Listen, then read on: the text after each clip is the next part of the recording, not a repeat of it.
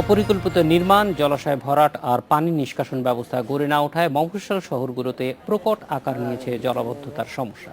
বৃষ্টি এলেই পানি জমে তৈরি হয় ভোগান্তি। বর্ষাকালে অসহনীয় হয়ে উঠছে পরিস্থিতি।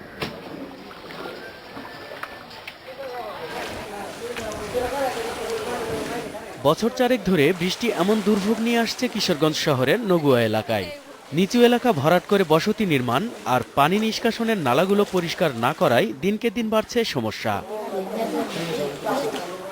শহরের ৩২ নুরানি সড়ক, আমলিতলা ও একরামপুর এলাকাতেও বর্ষায় দুর্বিষহ হয়ে উঠেছে পরিস্থিতি। নাগরিকদের চাপে সমাধানের আশ্বাস দেন জনপ্রতিনিধিরা, কিন্তু বৃষ্টির মৌসুম চলে গেলে ভুলে যান তারা। কোনো রকম বৃষ্টি হইলে আডু পানি লাগে, মানে চলাফেরা করা যায়, হাইটেও চলাফেরা করা যায় না। বেশ কিছু রাস্তায় ইতিমধ্যে টেন্ডার আহ্বান করা হয়েছে।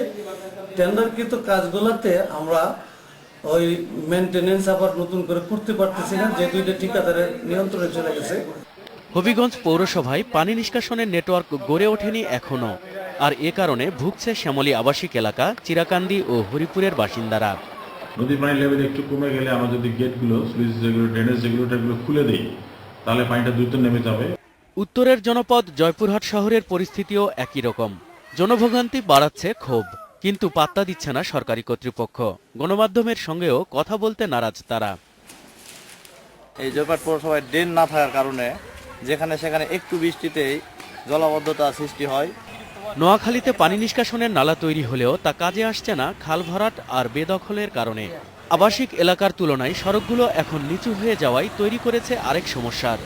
কোঅর্ডিনেশন মিটিং এবং আইনশৃঙ্খলা মিটিংয়ে সিদ্ধান্ত হওয়ার পরও কিন্তু আমরা কোনো পদক্ষেপ এখন নিতে পারিনি।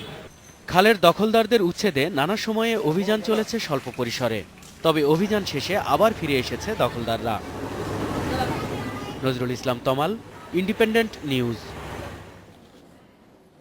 এ বিষয়ে বিস্তারিত জানাতে সিলেট, বগুড়া ও রাজশাহী থেকে যোগ দিচ্ছেন সহকর্মী আলাজাদ, হাসিবুর রহমান ও আহসান হাবিব। বিস্তারিত জানবো তার কাছে। আলাজাদ, প্রথমে আপনার কাছে আসি যে সিলেট এবং এর আশেপাশে যে ছোট শহরগুলি আছে, সেই শহরগুলিতে পানি নিষ্কাশনের ব্যবস্থাগুলি কেমন এবং সেটা এলাকাগুলিতে জলাবদ্ধতা কেমন তৈরি করছে?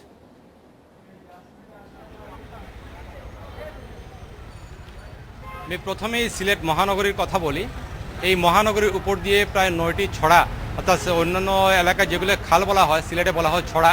এগুলো সিলেট মহানগরীর উত্তর দিকে যে পাহাড়গুলো আছে সেগুলো থেকে নেমে সুরমা নদীতে গিয়ে মিশেছে। এই ছড়াগুলো দিয়েই মূলত সিলেট মহানগরীর পানি নিষ্কাশিত হয়। কিন্তু ছড়াগুলো একসময় যে অবস্থায় ছিল এখন সে অবস্থায় নেই। একসময় এই ছড়াগুলো দিয়ে বড় বড় নৌকা চলতো, এখন কিন্তু ডিঙি নৌকাও চলে না।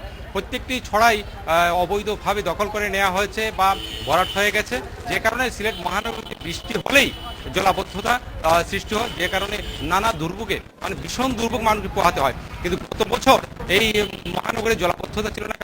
মেয়র আরিফুল চৌধুরী দায়িত্ব গ্রহণের পর ছড়াগুলো উদ্ধার এবং খননের উদ্যোগ নিয়েছিলেন এবং তাকে সর্বাত্মকভাবে সহযোগিতা করেছিলেন অর্থমন্ত্রী আব্দুল মুহিত। কিন্তু সিলেট সিটি কর্পোরেশনের মেয়র যিনি নির্বাচিত হচ্ছেন, একটি সাবেক অর্থমন্ত্রী এম.এস. কিবরিয়া হত্যা মামলা, তিনি এখন কারাগারে আছেন, তাকে বরখাস্ত করা হয়েছে। এরপরে আমরা লক্ষ্য করলাম যে খাল বা ছড়াগুলো তেমন খনন করা হয়নি বা এম.এস. কিবরিয়া হত্যা মামলা, তিনি এখন কারাগারে আছেন, তাকে বরখাস্ত করা হয়েছে। এরপরে আমরা লক্ষ্য করলাম যে খাল বা ছড়াগুলো তেমন খনন করা হয়নি বা প্রক্রিয়া ছিল সেটা বন্ধ হয়ে গেছে, যে কারণে এবারে আমরা লক্ষ্য করলাম যে সিলেট মহানগরীতে জলাবদ্ধতা তৈরি হয়েছে।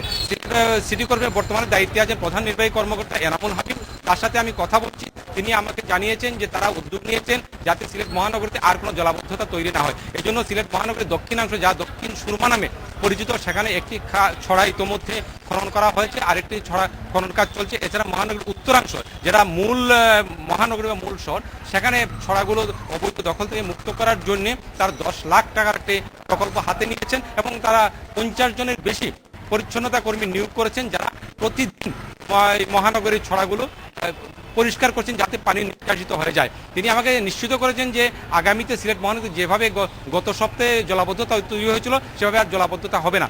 আর হবিগঞ্জ শহরের কথা আমরা প্রতিবেদনে শুনলাম, মৌলভীবাজার শহরে জলাবদ্ধতা তেমন নেই, সুনামগঞ্জেও জলাবদ্ধতা কম, তবে আছে। সমস্যা যে একেবারে নেই তা কিন্তু নয়, ওইসব শহরে কিন্তু নালা নর্দমার সংখ্যা কম, আর সেগুলো যেমনি অপর্যাপ্ত তেমনি খননও হয় না, ভরাট হয়ে গেছে। আর সবচেয়ে বড় কথা আলাজাদ, হচ্ছে, আপনি সঙ্গে থাকুন, আমরা একটু চলে যাব বগুড়াতে, সেখানকার পরিস্থিতি জানবো, জেনে প্রয়োজনে আবার আপনার কাছে আবার ফিরে আসবো। হাসিবুর রহমান, বগুড়া শহরের যে নগরায়ন, এইটির আসলে দায়িত্বে কারা এবং তাদের দায়িত্বটা কতটুকু পালন করতে পারছেন জলাবদ্ধতা নিরসনের ক্ষেত্রে? যাইতে প্রথমে একটু বলে রাখি যে বগুড়া পৌর এলাকা কিন্তু আয়তনের দিক থেকে বাংলাদেশের মধ্যে সবচেয়ে বড়। এটার আয়তন প্রায় ৭০ বর্গ কিলোমিটার, ১৪ বর্গ কিলোমিটার থেকে একবারে ৭০ বর্গ কিলোমিটারে চলে এসেছে আয়তন। এটা বিএনপি জামাত সরকারের সময় করা হয়েছে, কিন্তু এইরকম একটা আয়তনের পৌর এলাকার জল নিষ্কাশন বা পয় প্রণালীর যে রকম থাকা উচিত তা কিন্তু নাই। যেমন আমাদের 12টা থেকে 21টা হয়েছে, 7 কি 8টি পৌর এলাকায় এখন ড্রেন তেমন নাই বললেই চলে। টোটাল বগুড়া পৌর এলাকায় ড্রেন রয়েছে কাঁচা পাকা মিলে প্রায় 1100, তার মধ্যে অ্যাক্টিভ ড্রেন পৌর কর্তৃপক্ষের হিসাবে মাত্র 200 কিলোমিটারের মতো। আর কিছু রাস্তাঘাট যেগুলো নির্মাণ করা হয়েছে তা অপরিকল্পিত হওয়ার ফলে যেটা দাঁড়িয়েছে যে অনেক জায়গায় ড্রেন বন্ধ হয়েছে। যেমন একটু আগে আমি স্থানীয় নির্বাহী প্রকৌশলীর সঙ্গে কথা বলেছিলাম পৌরসভার, তিনি আমাকে যেটা জানিয়েছেন যে বিআরটিসি মার্কেট এবং রেলওয়ে মার্কেটে কিন্তু বড় বড় দুটি ড্রেন বন্ধ করে দিয়ে সেখানে অবকাঠামো তৈরি করা হয়েছে। এসব দেখার দায়িত্ব কিন্তু পৌর কর্তৃপক্ষের, কিন্তু প্রভাবশালীদের এতই দাপট যে অনেক জায়গায় পৌর কর্তৃপক্ষ একেবারেই অসহায় রয়েছে। আর বগুড়ার শহরের ভিতরের কিছু কাজ করেন সড়ক ও জনপথ, যেমন আমি যে রাস্তাটায় দাঁড়িয়েছি এটি সড়ক ও জনপথের রাস্তা, এটা তারাই দেখভাল করে এবং এই কারণে এই রাস্তার উপরে আমার পাশে যেরকম নির্মাণ সামগ্রী দেখছেন এসব পড়ে থাকলে পৌরসভা খুব বেশি কিছু করতে পারে না, যার ফলে যানজট এবং অন্যান্য জিনিস লেগে থাকে। আর একটু বৃষ্টি হলেই কিন্তু সব ড্রেন ভর্তি হয়ে পড়ে, যে কারণে কিন্তু কোনোভাবেই আর বগুড়া শহরের পানি নিষ্কাশন ব্যবস্থাকে সঠিক পন্থায় নিয়ে আসতে পারছে না পৌরসভা। আর একটা বিষয় হলো শহরের কেন্দ্রস্থল সাতমাথা, এখানে কিন্তু ড্রেনের ব্যবস্থা নাই বললেই চলে, যেটি রয়েছে সেটিও কিন্তু ত্রুটিপূর্ণ। সব মিলিয়ে 15 থেকে 20 মিলিমিটার বৃষ্টিপাত হলেই বগুড়া শহরের অনেক এলাকায় হাঁটু পানি জমে যায়, তার মধ্যে অন্যতম শহরের কেন্দ্রস্থল সাতমাথা। হাসিবুর রহমান, আমরা যেটা আলাজাদের কাছ থেকেও শুনছিলাম যে সেখানে ছড়াগুলি ভরাট হয়ে গেছে এবং আপনি যে সাতমাথার কথা বলছেন সেখান থেকে করতোয়া নদী খুব বেশি দূরে না, কিন্তু নদীগুলির এখন অবস্থা কি? শহরের পানি নদীতে নিয়ে যাওয়ার কোনো ধরনের ব্যবস্থা আছে কিনা?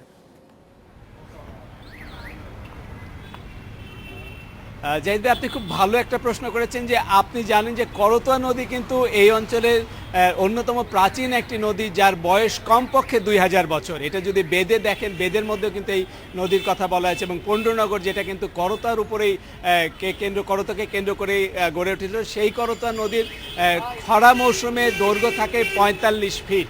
অর্থাৎ আমি অনেক কতগুলো জায়গায় দেখেছি যেখানে পানি প্রবাহ হচ্ছে 6 ইঞ্চির মতোই, এখন অবশ্য কিছুটা বেশি। এই নদীটা দখল করে নিয়েছে টিএমএসএস সহ অন্তত 28টি সরকারি বেসরকারি প্রতিষ্ঠান, যারা শহরের কেন্দ্রস্থলটি দখল করে ফেলেছেন। এই ব্যাপারে জেলা প্রশাসন মামলাও দায়ের করেছে, কিন্তু এদের সঙ্গে পেরে উঠছে না। অন্যদিকে বেলা বলে একটি সংগঠন যারা পরিবেশ নিয়ে কাজ করেন, তারা ইতিমধ্যেই জেলা প্রশাসন সহ কয়েকজনকে লিগ্যাল নোটিশও দিয়েছে, কিন্তু সেগুলোকেও কোনো গুরুত্ব দিচ্ছে না পৌর কর্তৃপক্ষ আসলে, এবং তার সাথে জেলা প্রশাসনও পেরে উঠছে না। সব মিলিয়ে করতোয়া নদীর যে অবস্থা এখন দাঁড়িয়েছে, এটা দৈর্ঘ্যপ্রস্থ মিলে বোধহয় খুব বেশি হলে উজানে আপনার একটা জায়গা আছে যেটাকে বলা হচ্ছে গাইবান্ধার খলিশাকান্দি, সেখানে বন্ধ করে দিয়েছে পানি উন্নয়ন বোর্ড, আর নিচে সাধারণ মানুষ বন্ধ করে দিয়েছে। সব মিলিয়ে করতোয়া এখন একটা খালের মতো পরিণত হয়েছে এবং শুকনা মৌসুমে এটা দৈর্ঘ্য 35 থেকে 40 মিটারের মধ্যেই থাকে সব এলাকায় গড়ে। হাসিবুর রহমান, আপনি সঙ্গে থাকুন। হাসান হাবিবের কাছে যাব। সবচেয়ে বড় নদীর পাশে শহর রাজশাহী শহর, পদ্মার পারে যেহেতু, সেখানে পানির নিষ্কাশন ব্যবস্থাটা কি এবং রাজশাহী সিটি কর্পোরেশনের কাজ কেমন চলছে এখানে? হ্যাঁ, রাজশাহী শহরের যে পানি নিষ্কাশনের যে অবস্থা, এটি কিন্তু পদ্মা নদীর সাথে এই মুহূর্তে সম্পৃক্ত নয়। কারণ কয়েক বছর আগে যেটি করা হয়েছে যে রাজশাহী মহানগরীর যে পানি আগে ফেলা হতো পদ্মা নদীতে যেত, এখন সেটি পদ্মা নদী কিন্তু রাজশাহী শহরের চাইতে অনেকটা উঁচু হওয়ার কারণে কিন্তু সেটি না গিয়ে এখন এই পানিটি চলে যায় বারনই নদীতে। তবে যেটি পানি নিষ্কাশনের যে অবস্থা, সেটি কিন্তু রাজশাহীতে এই মুহূর্তে তুলনামূলক অনেকটাই ভালো। তবে যে পরিস্থিতিটা তৈরি হয়, একটু বেশি পরিমাণ বৃষ্টি হলে কিন্তু নগরীর বেশ কয়েকটি এলাকা সেটাতে পানি জমে যায়। তবে এখানে বড় কিছু ড্রেন হওয়ার কারণে যেটি হয়েছে যে কিছুক্ষণ পরে সেই সব পানি হয়তো নেমে যায়। তবে ক্ষণিকের জন্য কিছুটা সময়ের জন্য হলেও কিন্তু মানুষকে চরম দুর্ভোগের মধ্যে পড়তে হয়। তবে এক্ষেত্রে যেটি সমস্যার বিষয় সেটি হচ্ছে যে এই যে ড্রেন হয়েছে সেগুলো কিন্তু পরিকল্পিত বলা যায় না। এর মধ্যে বড় কিছু ড্রেন আছে, ছোট ড্রেন আছে, সব মিলিয়ে প্রায় 280 বা 300 কিলোমিটার ড্রেন আছে রাজশাহী শহরে। কিন্তু এই যে ড্রেনে যে এখানকার যে পানি সেটি কিন্তু গিয়ে পড়ছে বার্নই নদীতে, আর বার্নই নদীতে পড়ছে একেবারে অপরিশোধিত অবস্থায়।